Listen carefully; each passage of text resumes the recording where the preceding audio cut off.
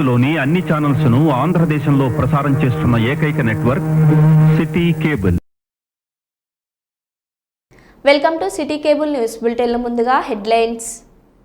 Warangal police commissionerate నూతన police కమిషనర్గా పదవి బాధ్యతలు చేపట్టిన సన్ప్రీత్ సింగ్.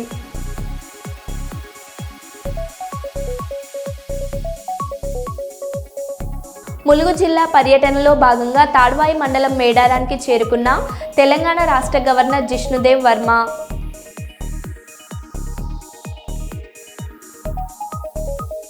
కొమ్మాల శ్రీ లక్ష్మీ నరసింహస్వామి బ్రహ్మోత్సవాలలో పాల్గొన్న MLA Shri Revuri Prakash Reddy.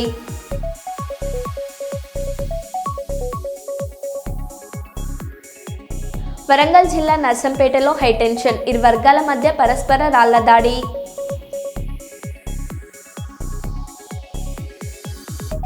Ramagundam police commissionerate నూతన కమిషనర్గా అంబర్ కిషోర్ జూ ఐపీఎస్.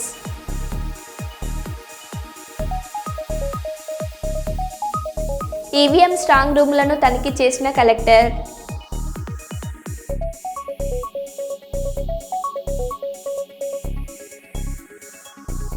ఇక వివరాల్లోకి వెళ్తే, ఒక మహిళా డాక్టర్ నిర్లక్ష్యంతో నిండు గర్భిణి మహిళ మృతి చెందిన సంఘటన వరంగల్ జిల్లాలో చోటు చేసుకుంది. వరంగల్ ఎంజీఎం హాస్పిటల్ ఎదురుగా క్యూర్వెల్ హాస్పిటల్లో డాక్టర్ వద్యరాజు హేమ నిర్లక్ష్యంతో వేలేరు మండలం పీసర గ్రామానికి చెందిన ప్రవళిక మృతి చెందిందని కుటుంబ సభ్యులు ఆసుపత్రి ముందు ఆందోళన చేపట్టారు.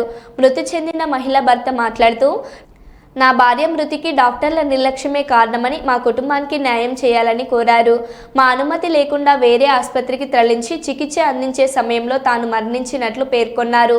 ఈ సంఘటన స్థలానికి చేరుకున్న పోలీసులు కుటుంబ సభ్యులను నచ్చజెప్పే ప్రయత్నం చేశారు.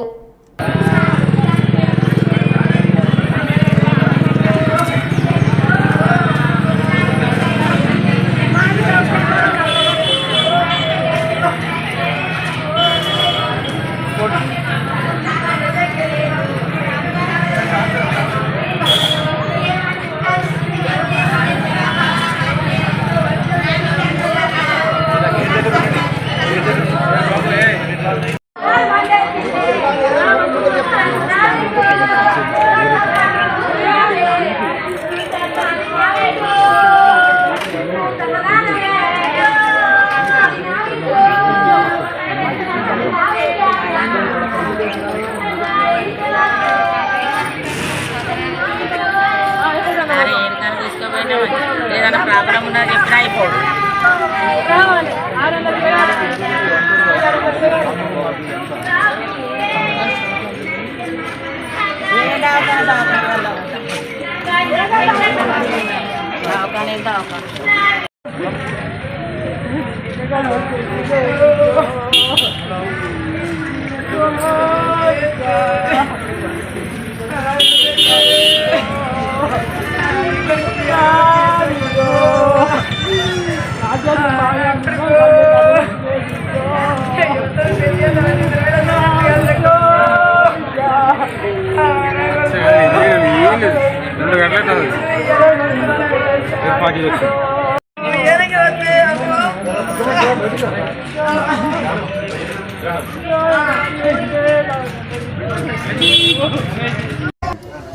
మాది పీసర గ్రామం అండి. మా వైఫ్ వాళ్ళది గౌచర్ల. ఆమెకు సెకండ్ కన్సీవ్ ఇది. ఫస్ట్ వచ్చేసి సీకేఎంలో గవర్నమెంట్ హాస్పిటల్లో సిజేరియన్ అయింది. అప్పటి నుంచి ఇప్పటివరకు ఆమెకి ఏం డిస్టర్బెన్స్ ఏం కాలేదు. 5 years అవుతుంది. మళ్ళీ సెకండ్ కాన్పు ఫస్ట్ మంత్ నుంచి ఇదే హాస్పిటల్లో చూపిస్తున్నారు. వాళ్ళ పేరెంట్స్ చూపించారు, నేను కూడా వచ్చాను మొన్నటిదాకా. మేడం నాతోటి నో ప్రాబ్లం రాజు, బేబీ చాలా గ్రోత్ మంచిగా ఉంది, చాలా బాగుంది, మీరు మార్చి 10 లోపు వచ్చి ఆపరేషన్ చేయించుకోండి అని చెప్పారు. సరే అని చెప్పేసి నేను 9వ తారీఖు తీసుకొచ్చి నైట్ అడ్మిట్ చేశాము. వాళ్ళు టెస్టులన్నీ చేసి మార్నింగ్ ఉదయం 10 గంటలకు ఆపరేషన్ చేశారు. ఆపరేషన్ చేసి బేబీని బయటికి తీశారు. బేబీని బయటికి తీసిన తర్వాత నన్ను లోపలికి పిలిచి, మీరు అప్పుడు సీకేఎంలో చేసుకున్న ఆపరేషన్ కొంచెం అది ఎఫెక్ట్ అవుతుంది, ఆ పేగులన్నీ మాకు దొరకట్లేదు, కరెక్ట్ దొరకట్లేదు పేగులు అంటే, మేడం మీరు ఏదైనా చేసినా భార్యను బతికించండి, మంచిగా చూడండి అంటే, సరే రాజు ఓకే ఏం పర్లేదని చెప్పారు. మళ్ళీ ఆమెను తీసుకొచ్చి జనరల్ వార్డులో వేసిన తర్వాత 11 గంటల నుంచి 2 గంటల వరకు ఎటువంటి ప్రాబ్లం లేదు.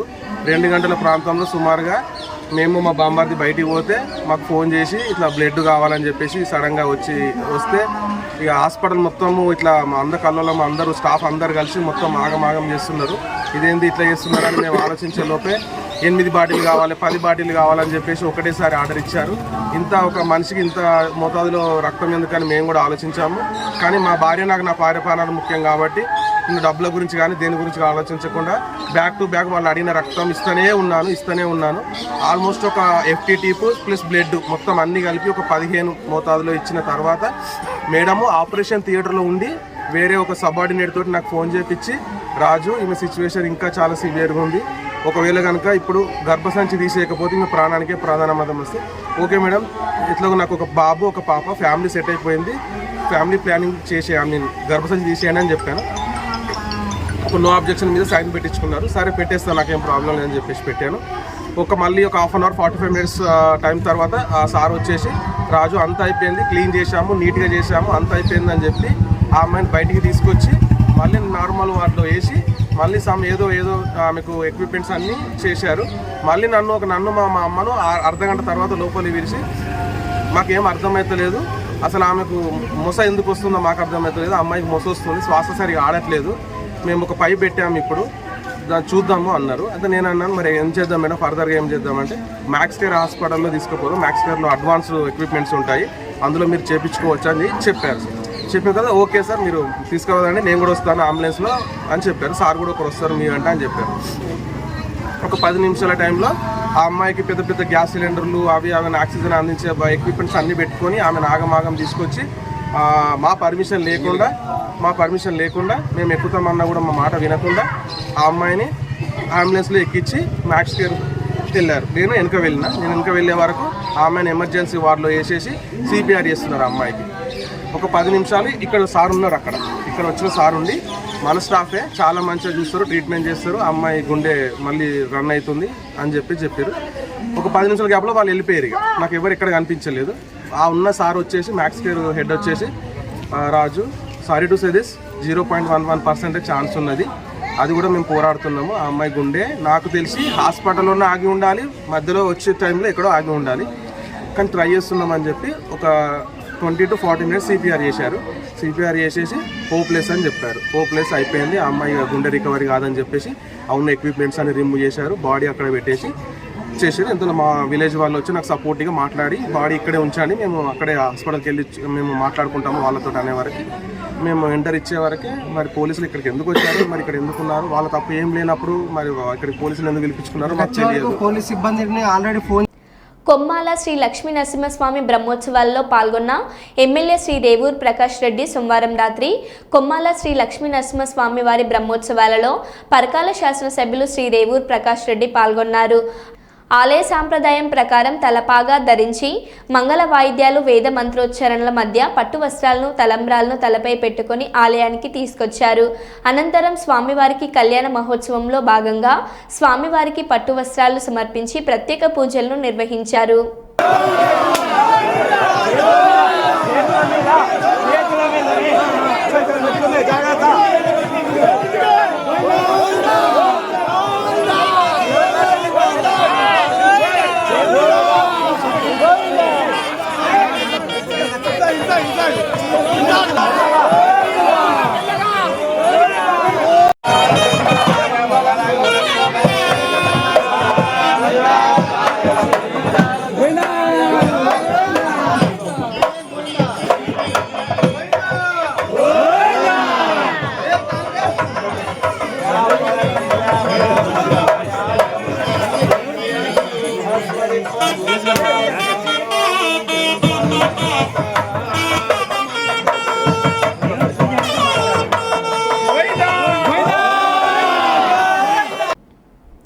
నర్సంపేట ఎమ్మెల్యే దొంతి మాధవరెడ్డి సోమవారం రోజు నియోజకవర్గంలో పలు అభివృద్ధి కార్యక్రమాల్లో పాల్గొన్నారు.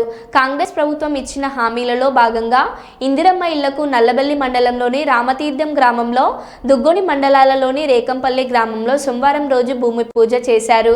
అనంతరం నర్సంపేట ఎమ్మెల్యే క్యాంపు కార్యాలయంలో నర్సంపేట నియోజకవర్గంలోని 6 మండలాలు, పట్టణంలోని అర్హులకు కళ్యాణ లక్ష్మి షాదీ ముబారక్ 269 మంది లబ్ధిదారులకు 2,69 9 లక్షల రూపాయల చెక్కులు పంపిణీ చేశారు. ఈ సందర్భంగా ఎమ్మెల్యే దొంతి మాధవరెడ్డి మాట్లాడుతూ పేదోడి సొంతింటి కల కాంగ్రెస్ ప్రజా ప్రభుత్వంతోనే సహకారం అవుతుందని అన్నారు. ఇల్లు లేని అర్హులైన ప్రతి నిరుపేదలకు ఇందిరమ్మ ఇల్లు మంజూరు చేస్తామని, ప్రజలు ఎవరూ ఆందోళన చెందకూడదని సూచించారు. ఎస్సీ ఎస్టీలకు ఇంటి నిర్మాణానికి 6 లక్షల రూపాయలు, బీసీ ఇతర సామాజిక వర్గాలకు 5 లక్షల రూపాయలు ఆర్థిక సహాయం అందజేస్తున్నట్లు తెలియజేశారు. ఈ కార్యక్రమంలో ప్రజాప్రతినిధులు, మాజీ ప్రజాప్రతినిధులు, అధికారులు, కాంగ్రెస్ పార్టీ నాయకులు, ప్రజలు పాల్గొన్నారు. పేరవైన మంజుల రఘున రాలేదమ్మా? రఘున నువ్వేనమ్మా? పేరవైన మంజుల నారకపేట, వక్కల బుచ్చమ్మ నారకపేట, వక్కల బుచ్చమ్మ నారకపేట, బుచ్చమ్మ. నీలం సరస్వతి శనిగరం, నీరటి సరోజన రీలకుంట. 2023 వరకు గత ప్రభుత్వంలో ఇల్లు ఇస్తామని చెప్పినారు. ఇల్లు ఇవ్వలేక ఆ యొక్క ప్రజలకి అవకాశం కల్పించలేకపోయినారు. ఎన్నికల ముందు ఏదైతే కొంతమందికి 3 లక్షల రూపాయల విలువ చేసే ఇల్లు మంజూరు చేశారు. కొంతమంది పునాది తీసుకున్నారు, పిల్లర్స్ లేపినారు, కొంతమంది అసలే ప్రారంభించారు. మేము ఈ రోజు ఇల్లు 5 లక్షల రూపాయలు విలువ చేసే ఇల్లు మంజూరించి ఈ యొక్క ప్రాక్టీస్ అంతా కూడా మనం ప్రారంభించినప్పుడు వాళ్ళు కూడా అడుగుతా ఉన్నారు. ఎలక్షన్ల ముందు కూడా అడిగినా, మరి కాంగ్రెస్ ప్రభుత్వం అయితే మాకు ఇల్లు మంజూరు ఇస్తారా అంటే ఆ రోజు మనం చెప్పినాం. మీకు కూడా ఏదైతే అర్హులైన వారే కాబట్టి ఇల్లు ఇల్లు లేదు, ఆ యొక్క ఇల్లుకు మంజూరు ఇస్తాం, ఆ యొక్క సదుపాయం కల్పిస్తామని చెప్పడం జరిగింది. అయితే ఇందులో మొదటి దఫాగా పైలట్ ప్రాజెక్ట్ గా ప్రతి నియోజకవర్గానికి ఏదైతే ఒక్కొక్క మండలంలో ఒక్కొక్క గ్రామాన్ని ఎంపిక చేసుకొని ఆ యొక్క గ్రామంలో ఇల్లు లేని నిరుపేదలందరినీ కూడా అధికారులు వచ్చారు. మీరు దరఖాస్తు మీ విలేజ్ సెక్రటరీ గారు, ఏదైతే గిరిగారు, మన తహసీల్దార్ గారు, ఏదైతే సంబంధిత అధికారులందరూ కూడా వచ్చి సర్వే చేసి మీ యొక్క గ్రామంలో సుమారు 80 మందికి ఇల్లు కావాలని చెప్పి అందులో ఎంపిక చేయడం జరిగింది. అయితే అందులో మీరంతా కూడా ఇల్లు లేని ఆ యొక్క లిస్ట్ లో మీరందరూ వచ్చినారు. కాబట్టి మీ అందరికి కూడా ఈ రోజు ఈ యొక్క గ్రామంలో అందరికి కూడా మంజూరు ఇచ్చినాం. ఈ రోజు ముగ్గురు పోస్టానికి కొంతమంది ముహూర్తం బాగుంది నా పేరు మీద అంటే సుమారు 15 మందికి ఈ రోజు ముగ్గు పోవడం జరిగింది. ఎవరికి డబ్బులు ఇవ్వాల్సిన అవసరం లేదు. మా పులుషికో, మన తిరుమల రెడ్డికో, లేకపోతే సమయకో, మరి కట్టరెడ్డికో, మరి శోభన్కో ఎవరికి కూడా చేయాల్సిన అవసరం లేదు. ఇంకా మిగిలిన మర్యాద చేయాల్సిన అవసరం లేదు. ఒక పైసా మీ యొక్క ఇల్లు నిర్మాణానికే ఈ యొక్క డబ్బులు వాడుతున్నారు. కాబట్టి మీరు వెంటనే ఆ యొక్క నిర్మాణం చేసుకొని మీరు దరఖాస్తు పెట్టగానే మీ యొక్క ఖాతాలో 4 దఫాలుగా ఆ యొక్క డబ్బు జమ అవుతుంది, ఇల్లు నిర్మాణం చేసుకుంటే అవకాశం ఉంటుందని చెప్పి మీరందరూ కూడా మనవి చేస్తా ఉన్నారు. ఆశ్రమ పాఠశాలలో చదువుతున్న తన బిడ్డ అనుమానాస్పద స్థితిలో మృతి చెందితే నిరసన తెలిపే హక్కు ఆ తండ్రికి లేదా? ఈ ప్రజాప్రభుత్వంలో ఆ బిడ్డ తల్లిదండ్రుల కడుపు కోత తీర్చేదెవరు? మానవత్వం మరిచిన పోలీసులు బిడ్డ చనిపోయిందని ఆవేదన వ్యక్తం చేసిన తండ్రిని అదుపులోకి తీసుకుని వెళ్తున్న పోలీసులు అదే ఒక రాజకీయ నాయకుడి కోసం, ఒక పార్టీ కోసం రోడ్ల మీదకి వచ్చి నిరసనలు తెలిపితే మాత్రం ఇదే పోలీసులు దగ్గరుండి వారికి బందోబస్తు ఇస్తారు. ఇదెక్కడి న్యాయం? ఇదేనా ప్రజాస్వామ్యం అంటే? ఆదిలాబాద్ జిల్లా ఇచ్చోడ మండల కేంద్రంలోని బాలికల ఆశ్రమ పాఠశాలలో 9వ తరగతి చదువుతున్న లాలిత్య అనే బాలిక అనుమానాస్పదంగా మృతి చెందగా ఆవేదన వ్యక్తం చేసిన తండ్రిని అదుపులోకి తీసుకున్న పోలీసులు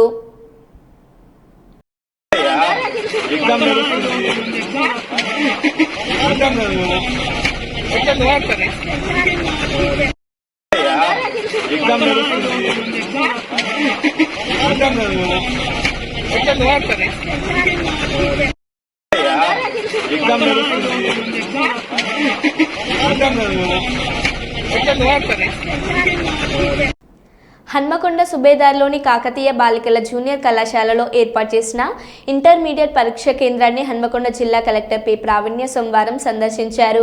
ఈ పరీక్ష కేంద్రంలో ఏర్పాట్లను జిల్లా కలెక్టర్ పరిశీలించారు. ఏర్పాట్లను గురించిన వివరాలను స్థానిక అధికారులను కలెక్టర్ అడిగి తెలుసుకున్నారు. పరీక్ష కేంద్రంలో పరీక్ష జరుగుతున్న తీరును కలెక్టర్ తనిఖీ చేశారు. పరీక్షకు హాజరైన విద్యార్థుల సంఖ్య వివరాలను పరీక్షల నిర్వాహకుకు సంబంధించిన కలెక్టర్ అడిగి తెలుసుకున్నారు. కొనసాగుతున్న ఇంటర్మీడియట్ పరీక్షలను పరీక్ష కేంద్రంలో ఎలాంటి లోటుపాట్లు లేకుండా పకడ్బందీగా నిర్వహించాలని అధికారులకు కలెక్టర్ సూచించారు.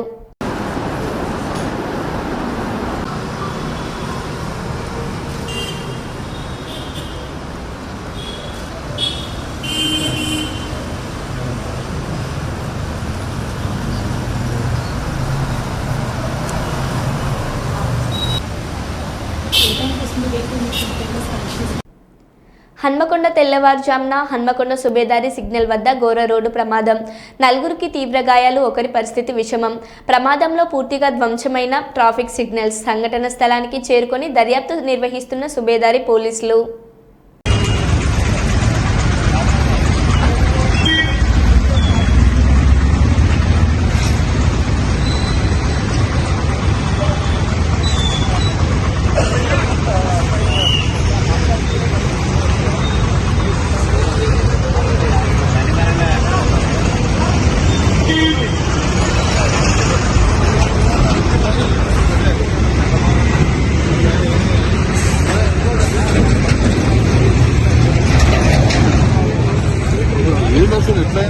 వీళ్ళే కుదిరు వీళ్ళు దగ్గర కుదిరు. ములుగు జిల్లా ఏటూరు నగరం ఏజెన్సీలో నకిలీ మొక్కజొన్న సీడ్స్ బారిన పడిన రైతులు ఆర్థికంగా దెబ్బతింటున్న ఘటనలు చోటు చేసుకుంటున్నాయి. జిల్లాలో రోజుకో చోట సింజెంటా కంపెనీ మొక్కజొన్న సీడ్ బారిన పడిన రైతులు బయటకొస్తున్నారు. నకిలీ సీడ్ వేసి సరైన సమయంలో పంట దిగుబడి రాక సీడ్ కంపెనీ వారు సకాలంలో స్పందించక రైతులు ఆర్థికంగా నష్టపోయి ఆందోళన చెందుతున్నారు. ఏటూరు నగరం, కన్నాయిగూడెం మండలాల వ్యాప్తంగా సుమారు 1000 ఎకరాలలో సింజెంటా కంపెనీ విత్తనాలు పంపిణీ చేసిన ఏటూరు నగరం ఏజెంట్ బిల్ల నాగరాజు పంట దిగుబడి ఎకరానికి 40 క్వింటాలు వస్తుంది. విత్తనం వేసిన నాటి నుండి కోత వరకు పెట్టుబడి కంపెనీ వారే భరిస్తారని, క్వింటాకు 3600 చెల్లించే కొనుగోలు చేస్తామని నమ్మబలికి తమతో ఈ సీడ్ విత్తనం వేయించి నట్టేట ముంచారని నష్టపోయిన రైతు లక్ష్మీకాంత్ ఆవేదన వ్యక్తం చేశారు. జిల్లా ఉన్నతాధికారులు ఇలాంటి నకిలీ విత్తనాలతో రైతులను నట్టేట ముంచే ఏజెంట్లపై కఠిన చర్యలు తీసుకొని సింజెంటా కంపెనీ ద్వారా నష్టపోయిన రైతులకు నష్టపరిహారం అందించాలని ప్రభుత్వాన్ని వేడుకుంటున్నారు. స్థాయిలో గమనించి మాకు న్యాయం చేయాలి. కంకిరు మొత్తం ఇప్పుడు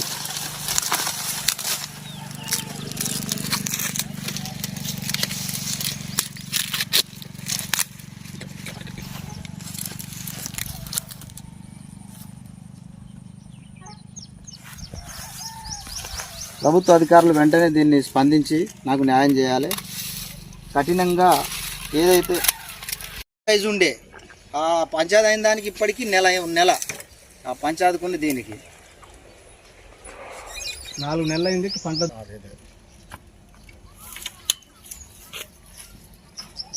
దీని వాళ్ళు ఇచ్చింది అశోక్ బిల్ల నాగరాజు నారబైన.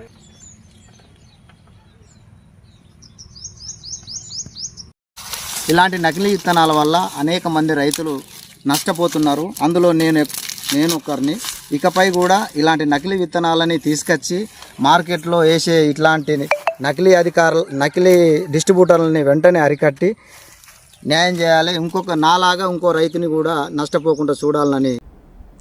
వరంగల్ ఏనుమాముల వ్యవసాయ మార్కెట్ యార్డ్లో హన్మకొండ జిల్లాకు సంబంధించిన ఎలక్ట్రానిక్ ఓటింగ్ మెషిన్లు భద్రపరచగా హన్మకొండ జిల్లా కలెక్టర్ పి ప్రావీణ్య సోమవారం అధికారులు వివిధ రాజకీయ పార్టీల ప్రతినిధుల సమక్షంలో తనిఖీ నిర్వహించారు. కేంద్ర ఎన్నికల సంఘం ఆదేశాల మేరకు ప్రతి 3 నెలలకు ఒకసారి నిర్వహించే త్రైమాసిక సాధారణ తనిఖీలలో భాగంగా ఈవీఎం స్ట్రాంగ్ రూములను కలెక్టర్ తనిఖీ చేశారు. ఈ సందర్భంగా ఈవీఎంలు భద్రపరిచిన స్ట్రాంగ్ రూమ్ల వద్ద ఏర్పాటు చేసిన భద్రత, సీసీ కెమెరాలు, రికార్డుల నిర్వహణ తదితర రికార్డులను కలెక్టర్ తనిఖీ చేశారు. స్ట్రాంగ్ రూమ్లలో భద్రపరిచిన ఈవీఎంలను పరిశీలించారు. ఎన్నికల విభాగం నాయబ్ తహసీల్దార్ ఈ కార్యక్రమంలో హన్మకొండ ఆర్డీఓ రాథోడ్ రమేష్, ఎన్నికల విభాగం నాయబ్ తహసీల్దార్ విఠలేశ్వర్, వివిధ రాజకీయ పార్టీల ప్రతినిధులు ఈవి శ్రీనివాసరావు, శ్యామ్ సుందర్, సయ్యద్ ఫైజల్ తదితరులు పాల్గొన్నారు.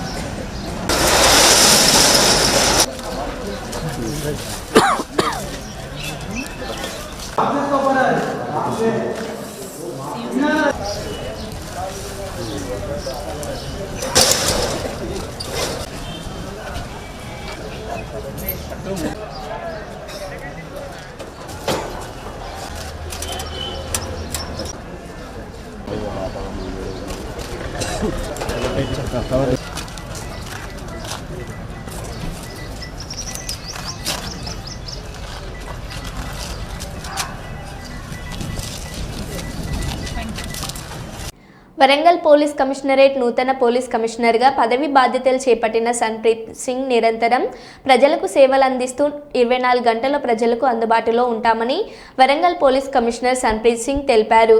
రాష్ట్ర ప్రభుత్వం ఉత్తర్వుల మేరకు వరంగల్ పోలీస్ కమిషనరేట్ నూతన పోలీస్ కమిషనర్ సన్ప్రీత్ సింగ్ సోమవారం బాధ్యతలు స్వీకరించారు. ఈ రోజు ఉదయం వరంగల్ పోలీస్ కమిషనరేట్ కార్యాలయంలో చేరుకున్న నూతన పోలీస్ కమిషనర్కు డీసీపీలు, అదనపు డీసీపీలు పుష్పగుచ్చాలు అందజేసి స్వాగతం పలికారు. అనంతరం సాయుధ పోలీస్ గౌరవ వందనం స్వీకరించిన అనంతరం నూతన పోలీస్ కమిషనర్గా పూర్వ సిపి అంబర్ కిషోర్ జూ నుండి బాధ్యతలు స్వీకరించారు. ఈ సందర్భంగా అంబర్ కిషోర్ జూ నూతన పోలీస్ కమిషనర్ పుష్పగుచ్చాలను అందజేసి అభినందనలు తెలియజేశారు. ఈ సందర్భంగా ఏర్పాటు చేసిన మీడియా సమావేశంలో నూతన పోలీస్ కమిషనరేట్ మాట్లాడుతూ వరంగల్ పోలీస్ కమిషనరేట్ పరిధిలో 100% శాంతి భద్రతలను కాపాడుతామని, ప్రజలకు పోలీసులపై నమ్మకం కలిగే విధంగా 24 గంటలు ప్రజల కోసం పనిచేస్తామని, ప్రధానంగా నేరాల నియంత్రణతో పాటు ట్రాఫిక్ క్రమబద్ధీకరణకై కృషి చేస్తామని అన్నారు. అనంతరం నూతనంగా బాధ్యతలు చేపట్టిన వరంగల్ పోలీస్ కమిషనర్ సన్ప్రీత్ సింగ్ను మర్యాదపూర్వకంగా కలుసుకొని పుష్పగుచ్చాలను అందజేసిన అభినందనలు తెలియజేసిన వారిలో డీసీపీలు షేక్ సలీమా, రాజమహేంద్ర నాయక్, అంకిత్ కుమార్, ఏఎస్పీ చైతన్య, అదనపు డీసీపీలు రవి, సురేష్ కుమార్తో పాటు వరంగల్ పోలీస్ కమిషనరేట్ చెందిన ఏసీపీలు, ఇన్స్పెక్టర్లు, ఆర్ఐలు, ఆర్ఎస్ఐలు, ఇతర విభాగాలకు చెందిన పోలీస్ అధికారులు, సిబ్బంది పాల్గొన్నారు.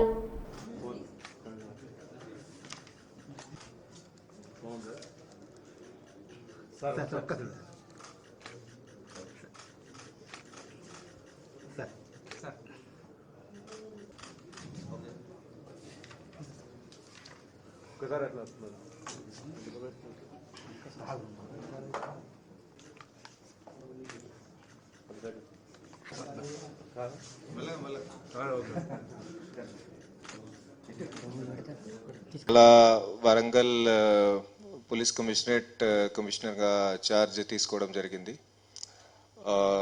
సో బేసికలీ ఇక్కడ వరంగల్ కమిషనరేట్లో పనిచేస్తూ మన గవర్నమెంట్ ద్వారా ఇచ్చిన ఆదేశాలు, గవర్నమెంట్ నిర్దేశాలు, అట్లాగే మన సీనియర్ ఆఫీసర్స్ ఇచ్చిన ఆదేశాలు, నిర్దేశాల మేరకు అంతా ఇక్కడ పోలీసింగ్ నడుపుతాము. సో బేసికల్గా ఇక్కడ వరంగల్ పోలీస్ అనేది ముఖ్య మోటో ఏముంటుంది, టోటల్గా లా అండ్ ఆర్డర్, టోటల్గా శాంతి భద్రతా వ్యవస్థ అంతా కూడా 100% కంట్రోల్లో ఉండి పబ్లిక్కి 100%గా నమ్మకం కలిగేటట్టు దట్ పోలీస్ ఎప్పుడైనా 24/7 మీకోసమే పని చేస్తూ ఉంటుంది, మీకోసం అవైలబుల్ ఉంటారని అది నమ్మకం పబ్లిక్లో ఇంకా కూడా స్ట్రాంగ్ చేసుకోవడానికి ఇక్కడ అది కృషి చేస్తాము. దీంట్లో ముఖ్యంగా మనము ఇక్కడ క్రైమ్ కంట్రోల్లో ప్రివెన్షన్, డిటెక్షన్, దాంతోపాటుగా లా అండ్ ఆర్డర్ మెయింటెనెన్స్, అట్లాగే ట్రాఫిక్ కంట్రోల్, ఇవన్నీ రెగ్యులర్గా మన పోలీసింగ్ ప్రాక్టీసెస్ ఉన్నాయి, అవి చేస్తాము. వీటితో పాటుగా స్పెషల్గా మన దగ్గర పోలీస్కి ఎదుర్కొంటున్న challenges, for example cyber crimes, వాటి మీద కూడా దృష్టి సారిస్తాము. ఇంకా కూడా పోలీస్ని స్ట్రెంథన్ చేస్తాము సైబర్ క్రైమ్స్ని టోటల్గా అరికట్టడానికి. అట్లాగనే మహిళా భద్రత మీద కూడా చాలా ఫోకస్ పెడతాము. మహిళలకి ఎలాంటి కూడా చిన్నది కూడా ఇబ్బందులు లేకుండా టోటల్ పోలీసింగ్ 100% మనది పర్ఫెక్ట్ ఉండాలని దానికి కూడా ప్రయత్నం చేస్తాము. ఎప్పుడు కూడా 24/7 పోలీస్ అందుబాటులో ఉండి పబ్లిక్ సేవకి సమాజ సేవకి ఇక్కడ పని చేస్తూ ఉంటారని దానికే కృషి చేస్తాము. Thank you very much. Now only అట్లాంటి ఏదైనా స్పెసిఫిక్ ఇష్యూ ఉంటే మీరు మీరు తర్వాత నాకు చెప్పండి, will sort it out. Opening చేస్తాము. సో బేసికలీగా మనకి ఎవరైనా ట్రాన్స్పోర్టర్స్ కానీ పెడ్లర్స్ కానీ సప్లయర్స్ ఉంటారు, వాళ్ళ మీద టోటల్గా 100% ఇక్కడ కంట్రోల్ నడుస్తుంది. వాళ్ళు ఎట్టి పరిస్థితుల్లోని వరంగల్ కమిషనరేట్ పరిధిలో వాళ్ళు రాకూడదు. వాళ్ళ బిజినెస్ ఏదైతే ఉంటారో ఇక్కడ ఎట్టి పరిస్థితులు వాళ్ళు జరగకూడదు. సో దానికి చట్టపరంగా ఏదైతే చేయాలా, ఎకనామికల్గా ఏమేమి చేయాలనో అట్లాగే అది ఎకనామికల్గా కూడా చట్టపరంగానే ఏమేమి చేయాలనో దాన్ని మనకు వేరే వేరే చట్టాలను వాటి పరంగా కూడా ఏమేమి చేయాలనో అంతా కూడా చేస్తాము. దాంట్లో ప్రివెంటివ్ యాక్షన్ కూడా ఏమేమి చేయాలని అవంతా కూడా చేస్తాము. కొన్ని రోజులు I will take to study ఇక్కడ సిచ్యువేషన్ ఎట్లా ఉంది. స్టడీ చేసినాక definitely you will see on the ground action ఉంటుంది. But only thing I can ensure is 100% అట్లాంటి వాళ్ళు సప్లయర్స్, పెడ్లర్స్, ట్రాన్స్పోర్టర్స్ వాళ్ళది బిజినెస్ ఇక్కడ నడవదు ఎట్టి పరిస్థితిలో. అట్లాగే కన్జ్యూమర్స్కి రిక్వెస్ట్ ఉంటుంది మా తరఫు నుంచి, బికాస్ కన్జ్యూమర్స్ ఐ ఫీల్కే వాళ్ళు they are already under this medical condition. వాళ్ళు ముందుకు వస్తే వాళ్ళ ఐడెంటిటీ అంతా అది గోప్యంగా ఉంచి సీక్రెట్గా ఉంచి వాళ్ళకి రీహాబిలిట్ చేసేటట్టు అటు టోటల్గా 100% ప్రయత్నం చేస్తాము. అట్లాగే వాళ్ళు కూడా మనకి ఏమైనా ఇన్ఫర్మేషన్ వాళ్ళకి ఎవరైతే ఇస్తున్నారో వారికి ఎవరైతే అమ్ముతున్నారో వాళ్ళ గురించి ఇన్ఫర్మేషన్ ఇస్తే సో ఇది టోటల్ నార్కోటిక్స్ కంట్రోల్లో, గంజా కంట్రోల్లో పోలీస్కి వాళ్ళకి కూడా కాంట్రిబ్యూషన్ ఉంటుంది, సమాజ్ సేవకి వాళ్ళకి కూడా కాంట్రిబ్యూషన్ ఉంటుంది. సో అదే పబ్లిక్కి కూడా నా తరఫు నుంచి ఇది విన్నపం ఉంది. నేను మొత్తం మోటో చెప్పినాను. ఇప్పుడు ఒకటి మోటో చెప్పి మిగతా మోటోలోనే ఇగ్నోర్ చేస్తామని అట్లా ఉండదునా? ఓకే. నో, పోలీసింగ్ అంటే all angles we have to see. Crime, traffic, law and order, then cyber crime, women safety, then narcotics, all sorts of things are there, excise. Okay, it is not కేవలం ఒకటి మీద focus పెట్టి మిగతా వాటిని ignore చేయాలని అట్లా ఏమి ఉండదు. Okay, right. Okay, thank you. మరో బులెటిన్లో మళ్ళీ కలుద్దాం. Stay tune.